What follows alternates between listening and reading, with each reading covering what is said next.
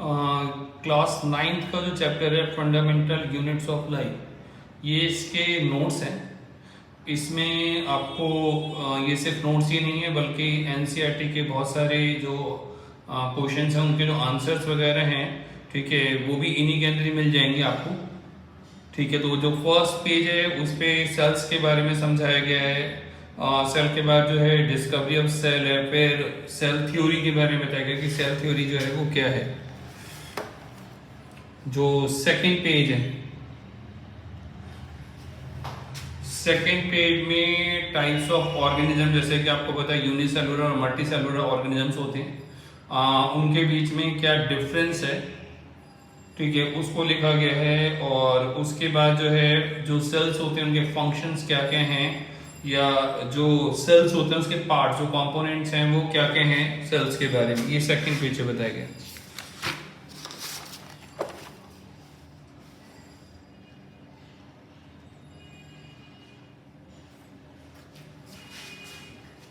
Page third पे plasma membrane क्या चीज होती है इसके बारे में नॉर्मली एग्जाम्स में क्वेश्चन आता है। डिफ्यूजन्स या ऑस्मोसिस के ऊपर भी एक छोटा क्वेश्चन जो है एग्जाम में पूछ लिया जाता है कि डिफ्यूजन या ऑस्मोसिस का जो प्रोसेस है वो क्या है। नॉर्मली बुक के अंदर, एनसीईआरटी की बुक के अंदर आप चेक करेंगे तो ये थोड़ा सा मतलब जिस लैंग्वेज में लिखा है वो थोड़ा सा स्टूडेंट्स के लिए डिफिकल्ट है, तो मैंने कोशिश करी है इसको एक इजी लैंग्वेज में लिखने के लिए।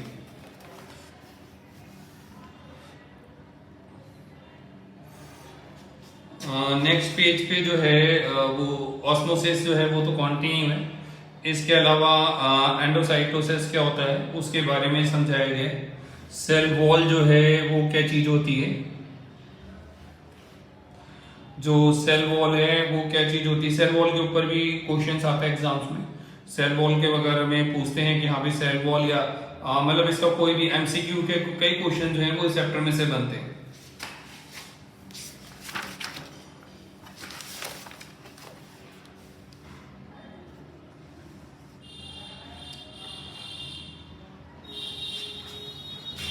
इसके बाद जो function of cell wall, function किसी के भी हो वो आपको पता होने चाहिए, क्योंकि फंक्शन जो होते हैं अगर आपको पता है तो बहुत सारी चीजें ऐसी हैं जो आपको अपने आप क्लियर हो जाएंगी कि हाँ भाई ये क्या चीज है, क्या काम करती है। उससे फंक्शंस पता होने से बहुत हेल्प मिल जाती है चैप्टर्स के बारे में। प्लाज्मोलाइसिस के बारे में लिखा गया, न्यूक्लियस जो है वो क्या चीज होता है। और न्यूक्लियस जो है उसको आपको पता ही है कि न्यूक्लियस को हम जो है ब्रेन ऑफ द सेल भी कहते हैं। एक तरह से कंट्रोल सेल जो है कंट्रोल सेंटर्स होता है सेल एक्टिविटीज का, ठीक है। इसके बाद जो न्यूक्लियस है उसके क्या क्या फंक्शंस हैं, न्यूक्लियस के क्या क्या फंक्शंस हैं उसके बारे में समझाया गया।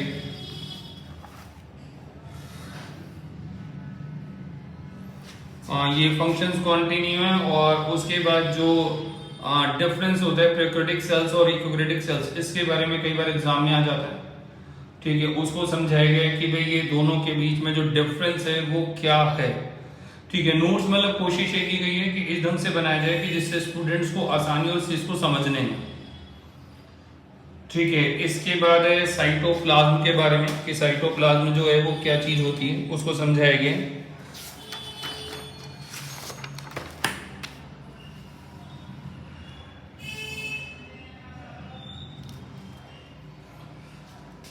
साइटोप्लाज्म के बाद जो है सेल ऑर्गेनेल्स, सेल ऑर्गेनेल जो हैं उनको बताया गया है। और सेल ऑर्गेनेल जो है उसमें दो चीजें होती हैं, एक ईआर और एसईआर, यानी एंडोप्लाज्मिक रेटिकुलम और स्मूथ एंडोप्लाज्मिक रेटिकुलम, ठीक है। ये बुक के अंदर भी वैसे दिया हुआ है, लेकिन बहुत ही छोटा पार्ट्स लिखा है जिससे कि थोड़ा समझना उसको मुश्किल होता है।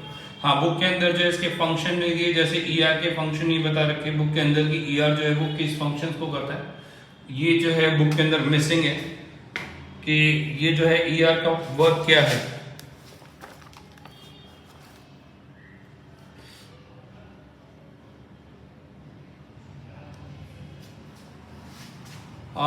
इसके बाद है गोल्गी, गोल्गी के बारे में समझाइए। गोल्गी जो है क्या चीज होती है, वो कैसे काम करती है, ठीक है। गोल्गी के बाद लाइसोम्स है, गोल्गी के बाद जो है वो लाइसोम्स है।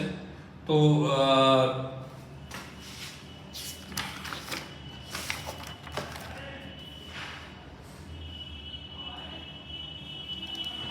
माइटोकॉन्ड्रिया।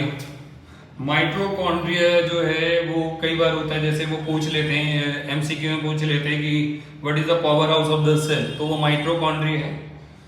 ठीक है, तो माइटोकॉन्ड्रिया के बाद प्लास्टिड्स के बारे में कई बार एग्जाम में पूछ लेते हैं। प्लास्टिड जो है वो आपको पता होना चाहिए कि जो प्लास्टिड्स होती है वो दो तरह की होती है, एक क्रोमोप्लास्ट होता है और एक ल्यूकोप्लास्ट होता है। ठीक है, उसके बारे में बताइए।